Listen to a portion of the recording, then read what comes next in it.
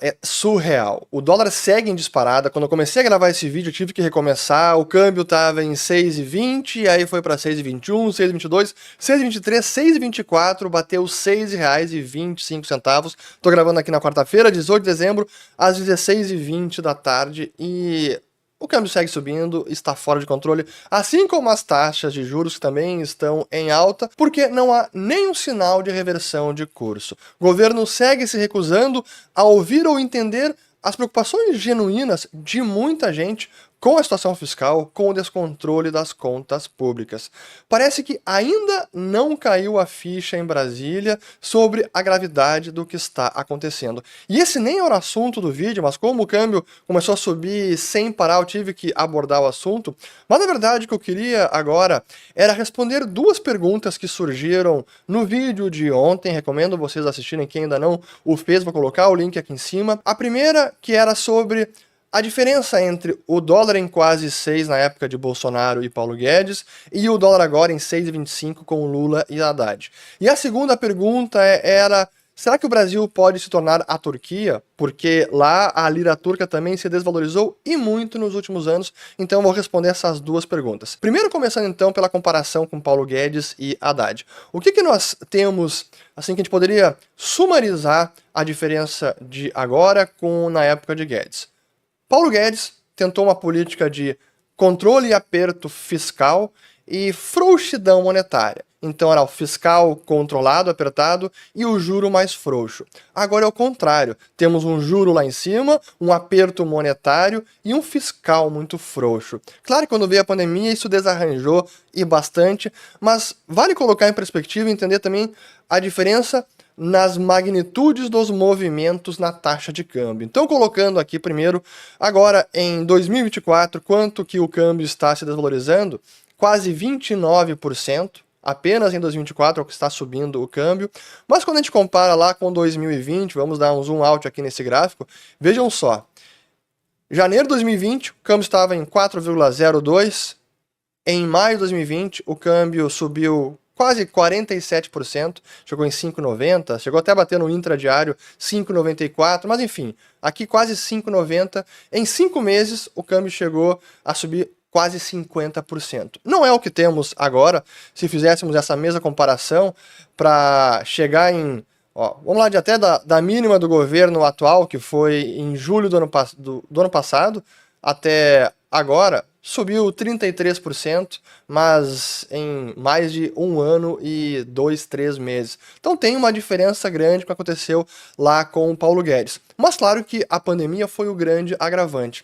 Só que havia o problema, e que eu apontei muito antes da pandemia, que o governo, o ministro da Fazenda, Paulo Guedes, junto com Roberto Campos Neto, eles estavam perseguindo uma política monetária muito frouxa, colocando o juro lá embaixo e, na minha avaliação, longe do que seria os fundamentos da economia brasileira. Não era compatível com a nossa economia, um país emergente, com os riscos que nós tínhamos ainda naquele momento, mas essa foi a política praticada. Eu até vou colocar aqui na tela a taxa de juros, vamos lá aqui, Brazilian Interest Rate, para a gente comparar com o que aconteceu naquele momento. Cá temos. Então, o que tínhamos lá em 2019? Até vou voltar um pouquinho, 2019. A taxa de juros começou a cair, e chegou no finalzinho de 2019 em 4,5%, foi a taxa básica de juros, e o câmbio já tinha começado a subir então. Saiu quando o Bolsonaro assumiu o governo, aqui ó, Bolsonaro assumiu o governo,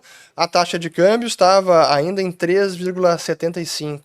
E acabou 2019 com a taxa de câmbio já em 4. Então ali começou uma taxa de juro fora do lugar. Porém, claro, a boa notícia é que o fiscal estava controlado. Mas quando chegou a pandemia e veio todos os problemas, os temores no mundo inteiro, o câmbio disparou, chegou nesses quase 6, e o Banco Central começou uma política de mais frouxidão ainda, baixando ainda mais o juro, chegando em 2%, o que eu critiquei enormemente em vários vídeos aqui no canal. E além agora do juro fora do lugar muito frouxo, o fiscal também foi para o espaço, com todas as exigências da pandemia, auxílio emergencial, o rombo fiscal foi gigantesco histórico, como eu já mostrei em vários vídeos. Talvez nos próximos meses o do atual governo possa até superar, até mesmo da pandemia, pelo menos o déficit nominal, mas naquele momento era o déficit primário, que foi realmente enorme por conta daquela conjuntura. Mas à medida que a gente foi saindo da pandemia e que a economia foi se recuperando, e o Paulo Guedes voltou com a sua prioridade de controle fiscal, de realmente colocar a casa em ordem, e o Banco Central também se deu conta que era um erro colocar a taxa de juros em 2%, abandonou esse regime monetário e passou a subir e muito a taxa de juros, e chegamos até ali em 2022, abril, já em 11,75%, e o câmbio já tinha cedido bastante, chegou até nas mínimas ali de 4,57 no ano de 2022, e depois juros seguiu subindo, e aí o restante da história, 2022 e 2023, a gente já sabe. Mas então essa era a grande diferença daquele momento em que havia uma preocupação genuína, uma intenção de buscar controle fiscal e no mínimo um déficit primário zerado. O que estava fora do lugar era o juro muito frouxo. E quando veio a pandemia, estourou mais o fiscal, juro frouxo, tudo isso agravou o problema e o câmbio decolou. Depois que o fiscal foi arrumado, tivemos superávit em 2021 e 2022 também, superávit primário, e o juro também foi para o lugar mais compatível com a nossa economia, também acho que quase 14 ali, que foi o 13,75, também acho que foi exagerado, mas enfim, o juro não estava naquele patamar tão baixo que não era correto, era inadequado e levou o câmbio a ficar fora do lugar e descontrolado. Mas veio então Lula e Haddad com o discurso, o plano de governo, a campanha de Lula, que não era de controle fiscal de verdade, ele, inclusive, em algumas declarações falando que gasto era a vida, aquilo que eu já cansei de falar várias vezes, mas por alguns meses o mercado deu o benefício da dúvida, ainda estava esperançoso que poderia haver um controle fiscal genuíno, porém, quando vieram as primeiras notícias do arcabouço fiscal, aí ficou claro que não havia seriedade, não havia compromisso de fato com o controle das contas públicas, a situação era bem mais séria do que se imaginava. E à medida que o tempo foi passando, isso só piorou, nem o arcabouço, que já era frouxo e muito flexível, leniente, nem o arcabouço está sendo cumprido, e o resultado agora, então, essa desconfiança completa, essa falta de credibilidade, em que temos um fiscal muito frouxo, e mesmo com o monetário, com um juro muito alto, é um aperto monetário, está sendo insuficiente para resolver a questão. E é que eu digo que hoje parece ser mais complexo resolver o problema do câmbio nas alturas, porque na época do Paulo Guedes era relativamente mais simples. Cara, o principal problema era o juro fora do lugar. O Banco Central, para de brincar de país de primeiro mundo, começa a subir juros e as coisas vão voltar ao seu patamar, aos seus patamares normais. E foi o que aconteceu, o câmbio voltou a cair, o juro subiu, o câmbio caiu, e o fiscal também voltou a entrar em ordem em 2021 e 2022. Agora é mais difícil, porque o juro já está nas alturas, segue subindo, e o problema está no fiscal, e não há nenhuma perspectiva, não há intenção genuína, não há compromisso, não há plano. O Congresso leniente também se fazendo de louco, que não está entendendo o que está acontecendo, e a situação é essa. Câmbio disparada, nesse momento aqui, R$ 6,24, sei lá quanto que vai fechar hoje, mas é realmente um desastre para o país, isso logo vai tocar na inflação, é a população que vai empobrecer, e essa espiral negativa que ninguém consegue interromper. É complicado. Agora, a segunda pergunta sobre a comparação entre o real brasileiro e a lira turca, qual é a diferença do Lula e do Erdogan, que é o premier da Turquia, vale a pena também responder, mas eu preciso lembrar vocês do nosso aplicativo Follow the Money, vou colocar aqui o código QR aqui em cima também, porque nós fomos para a Turquia no ano passado para estar lá em loco e documentar a realidade do país, conversar com as pessoas nas ruas, entender o que estava acontecendo, e esse foi um dos principais documentários que a gente produziu para a série Nas Fronteiras do Dinheiro, que está no aplicativo Follow the Money, em que a gente explica todas as razões por trás do movimento da lira turca, que também saiu em disparada. Mas vamos primeiro colocar aqui a comparação no momento, lira turca e real brasileiro em 2024. A nossa taxa de câmbio, quase 29% de alta, a lira quase 19%. Então, conseguimos ser uma moeda pior do que a lira turca em 2024. Mas claro, quando a gente dá um zoom out e entende a diferença do que aconteceu lá e o que está acontecendo no Brasil, é quase incomparável. Vamos voltar lá para 2020, exatamente aqui é o 2020. Pô, desde então, a lira turca perdeu muito mais valor, o câmbio lá subiu mais de 460%, enquanto aqui nesse período subiu 58%, de maio de 19 até agora. Então, claro, a brutal desvalorização que houve na moeda do Erdogan é muito maior. E quais foram as principais causas lá?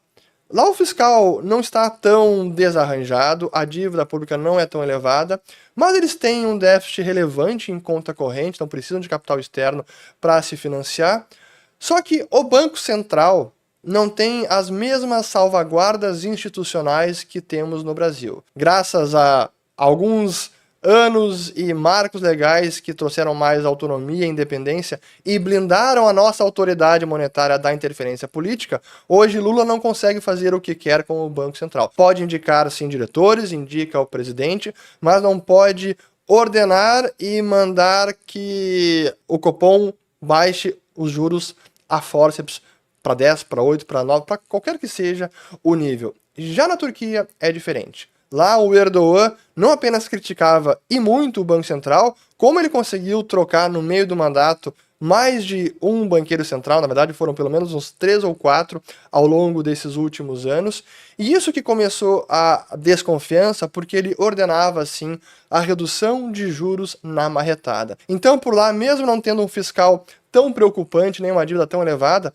mas com muita interferência política no Banco Central, o juro fora do lugar, a situação foi essa, desconfiança, falta de credibilidade, e o câmbio disparou, uma depreciação brutal da moeda da Turquia, e comparando com o Brasil, não é a situação que nós temos, e felizmente há essa blindagem e Lula não pode ordenar o que quiser no Banco Central. Essa blindagem dura para sempre? Ela é perfeita? Não é perfeita, mas para alterá-la precisaria passar pelo Congresso. E com as últimas demonstrações que tivemos do Galípolo, a sinalização agora para a reunião de janeiro e de março, de aumento de 1%, depois de 1% também, eu diria que essas reuniões serão muito importantes para entendermos o compromisso do Galípolo e sua diretoria com a política monetária. Então, veremos se eles vão sucumbir às pressões constantes do Lula para reduzir a taxa de juros na marra. Porque se isso acontecer, aí será o caos, nada mais segura.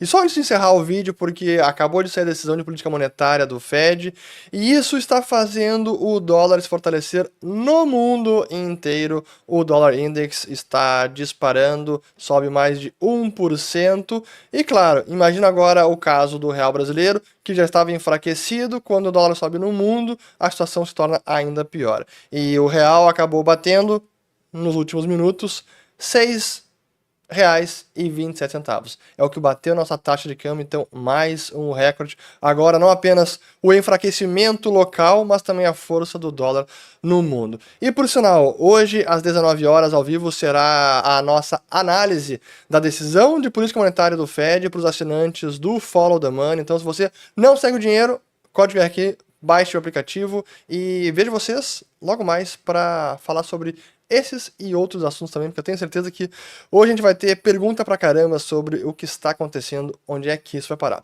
Valeu, obrigado, até o próximo vídeo, assistam o de ontem, se inscrevam no canal, ativem o sininho e compartilhem também. Obrigado.